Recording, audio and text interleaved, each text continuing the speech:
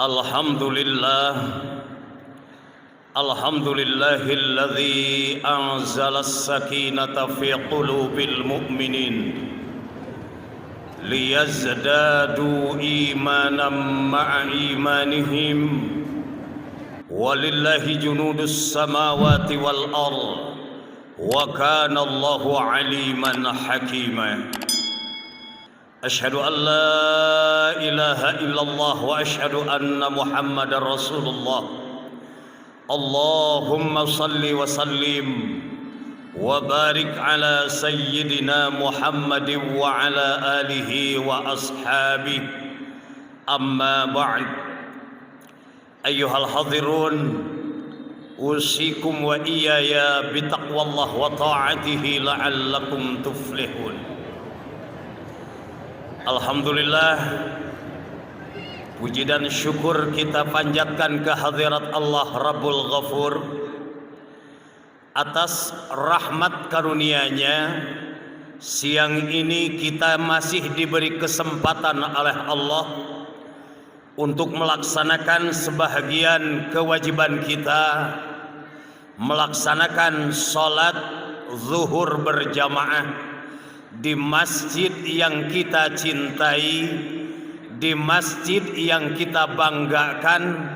Saking bangganya dengan kemegahan masjid, kadang kita masuk masjid lupa tahiyatul masjid karena terlebih kita lebih mengawalinya dengan selfie. Apalagi siapapun ibu-ibu namanya, begitu masuk dirubah namanya menjadi Bu Hajah Selvia.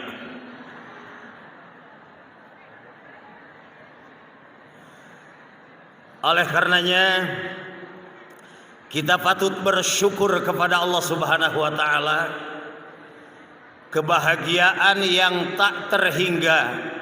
Yang pertama, kita diberi kesempatan untuk melaksanakan salat zuhur berjamaah di Masjid Raya Al-Jabbar. Mudah-mudahan berkah diturunkan oleh Allah kepada kita, rahmat diturunkan kepada kita, maghfirah pun, ampunan dari Allah, terutama yang datang dari jauh. Bayangkan entah berapa ratus kilometer dari rumah ke sini. Sedangkan barang siapa yang melangkahkan kaki, mengayunkan tangan menuju masjid untuk melaksanakan sholat, setiap langkahnya Allah hapuskan dosa-dosa dan angkat harkat martabat. Ada yang bertanya, Pak, kan saya tidak melangkahkan kaki tetapi naik kendaraan. Melangkahkan kaki, Pak, tidak semua tanahnya diinjak. Kalau pakai kendaraan motor ataupun mobil, semua tanahnya diinjak. Jadi yang melangkah saja sudah diampuni dosa, apalagi yang tanahnya semua diinjak. Artinya apa? Bukan masalah melangkah atau naik kendaraan, tetapi begitu masuk ke dalam masjid, doa yang kita panjatkan, satu, kita mohon diampuni dosa dan dibukanya kasih sayang Allah Subhanahu wa taala. Rabbighfirli, Allahumma ighfirli dzunubi waftahli abwaaba rahmatik. Ya Allah, ampunilah dosa-dosa kami dan bukakanlah pintu kasih sayang-Mu. Izinkanlah di dalam tausiah ba'da zuhur ini barangkali gayung bersambut. Allah bukakan maghfirah dan kasih sayangnya. Lalu bagaimana agar kita layak mendapatkan kasih sayang Allah Subhanahu wa taala? Kita tidak pernah ragu bahwa Allah itu mempunyai sifat Ar-Rahman, mempunyai sifat Ar-Rahim, kasih sayang. Tetapi apakah kita layak menjadi hamba yang disayang Allah? Apakah kita layak menjadi hamba yang mendapatkan rahman dan rahimnya Allah Subhanahu wa taala? Kita tahu pesawat yang mengangkut jamaah haji kenapa tidak landing di Husein? Jawaban sederhana, tidak tersedianya landasan. Apakah kita yang hadir di sini pasti akan mendapatkan kasih sayang Allah? Tergantung apakah kita termasuk hamba yang mempersiapkan landasan untuk landingnya rahmat Allah. Oleh karenanya di dalam tausiah ini, mari kita buka Al-Quranul Karim, surah Al-Furqan atau surah ke-25 dari mulai ayat 63 sampai 74. Di dalam Al-Furqan ayat 63 sampai 74 dengan rinci salah satu kiat untuk menjadi hamba yang layak disayang Allah. Yang pertama, a'udzubillahi minasyaitonir rajim, bismillahirrahmanirrahim. Wa ibadur rahman, hamba-hamba Allah yang layak mendapatkan kasih sayang Allah yang Maha Rahman. Yang pertama, yamsuna 'alal ardi hauna, hidup di muka bumi penuh dengan kerendahan hati. Rendah hati bukan berarti rendah diri. Rendah hati artinya mudah untuk menerima kebenaran. Rendah hati lawan daripada kesombongan. Lalu apa yang hendak kita sombongkan? Mohon maaf Pak DKM, barangkali sedikit saya menyampaikan dengan istilah bahasa Sunda. Kenapa? Karena urusan bahasa saya tidak khawatir.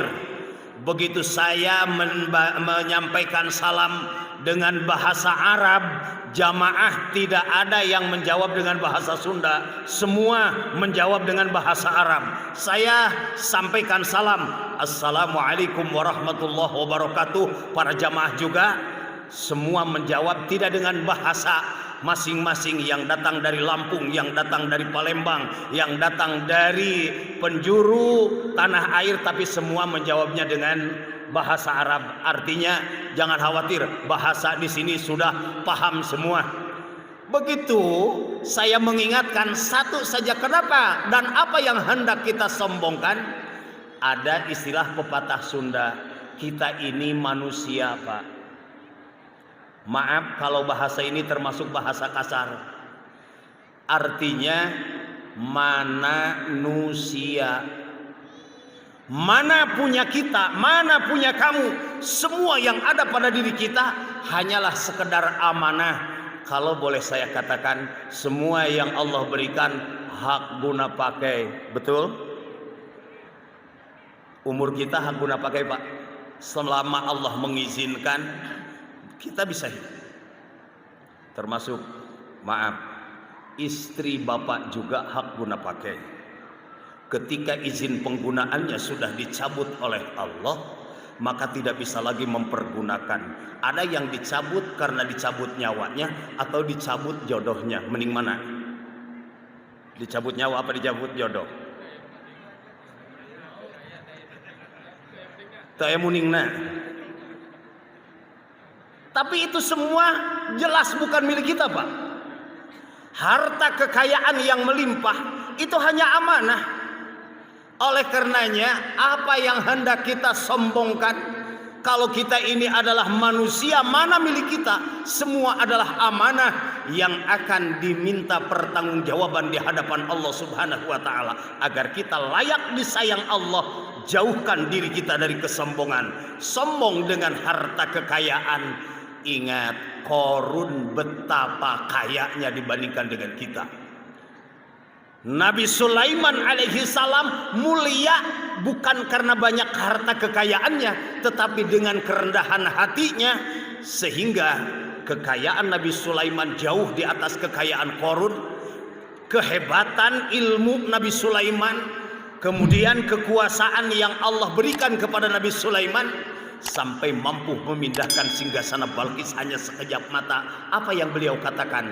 Hadza min fadli rabbi liyabluwani aashkuru am akfur. Semua ini bukan kehebatan aku, tetapi karunia dari Tuhanku untuk menguji aku apakah aku syukur atau justru kufur terhadap nikmat yang Allah berikan.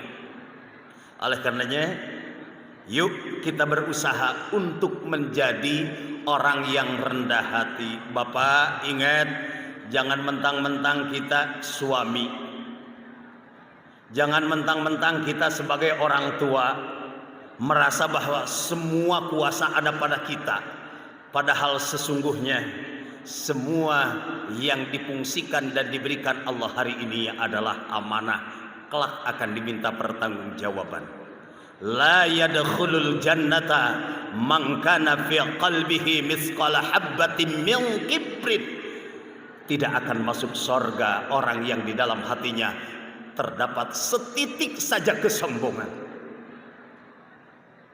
Sahabat bertanya, "Ya Rasulullah, apakah orang sombong itu rajulun thiyabuhu jayyid?" Laki-laki yang bajunya bagus, penampilannya rapi, kendaraannya bagus, rumahnya bagus? Belum tentu. Malah Rasul menjawab, innallaha jamilun yuhibbul jamil. Allah itu maha indah, menyukai keindahan. Walakinnal mutakabbir raddul haq wa ghamtun nas. Orang-orang sombong itu adalah orang yang menolak kebenaran yang datangnya dari Allah dan suka melecehkan, menghinakan manusia. Yang kedua, wa idza khatabahumul jahiluna qalu salama. Agar kita mendapatkan kasih sayang Allah apabila mendapatkan teguran, sapaan dari orang-orang jahil dengan tutur kata yang tidak menyenangkan, kita membalas dengan kalimat yang menyelamatkan, kalimat yang memberikan kedamaian. Justru bukan sebaliknya.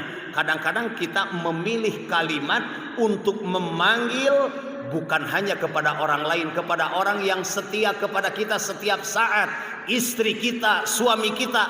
Kadang-kadang kita pilih kalimat yang bisa memuaskan hawa nafsu kita, bukan memuliakan pasangan hidup kita.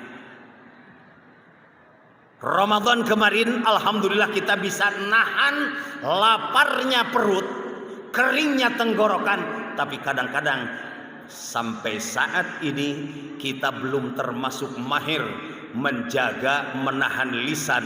Padahal salamatul insan bihifdzil lisan. Pepatah mengatakan keselamatan seseorang bagaimana menjaga lisan. Rasul bersabda, "Man kana yu'minu billahi wal yaumil akhir falyaqul khairan awil yasmut." Ingat, lisan kita semua akan dihisab di hadapan Allah Subhanahu wa taala.